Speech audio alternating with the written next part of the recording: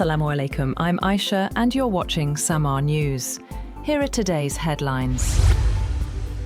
Iran has revealed that a potential breakthrough agreement with the United States was just steps away during high-level talks in Islamabad. Foreign Minister Abbas Araghchi said his country engaged in negotiations with the United States in good faith to bring an end to the ongoing war, and they had come just inches away from finalizing the Islamabad MOU. Despite the progress, Araghchi said the negotiations ultimately broke down due to what he described as excessive conditions and changing positions from the other side. In a post on X, he said the process encountered maximalism, shifting goalposts, and blockade, which prevented the agreement from being reached. Iran's leadership has sharpened its response to escalating tensions with the United States, urging Washington to change course. Iranian President Masoud Pezeshkian said the United States must abandon its hardline policies if it wants to reach a meaningful agreement. In a message shared on social media, he wrote that if the American government abandons its totalitarianism and respects the rights of the Iranian nation, ways to reach an agreement will certainly be found.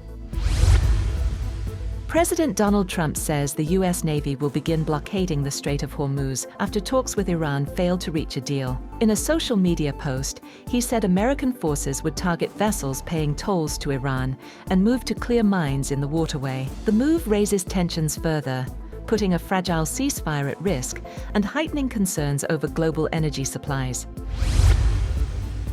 US President Donald Trump has attacked Pope Leo following the pontiff's criticism of his foreign and immigration policies. Trump wrote in a post on Truth Social that Pope Leo is weak on crime and terrible for foreign policy. He also said that Leo should get his act together as Pope, later telling reporters he was not a big fan of the pontiff. Trump's broadside against Leo also accused him of being weak on nuclear weapons, several days after the Pope said the US president's threat to destroy Iranian civilization was truly unacceptable.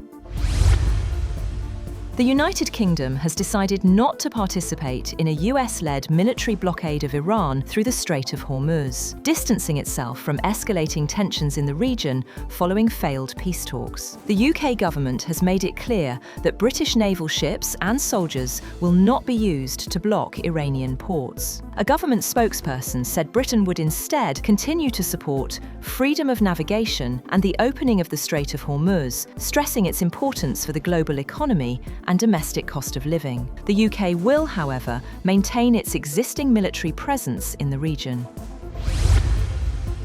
Australia has said that a woman will lead its army for the first time in history as part of a reshuffle of the country's Defence Force leadership. The government said in a statement that Lieutenant General Susan Coyle, the current Chief of Joint Capabilities, will become Chief of Army in July. She will replace Lieutenant General Simon Stewart. Defence Minister Richard Marles called Coyle's appointment a deeply historic moment.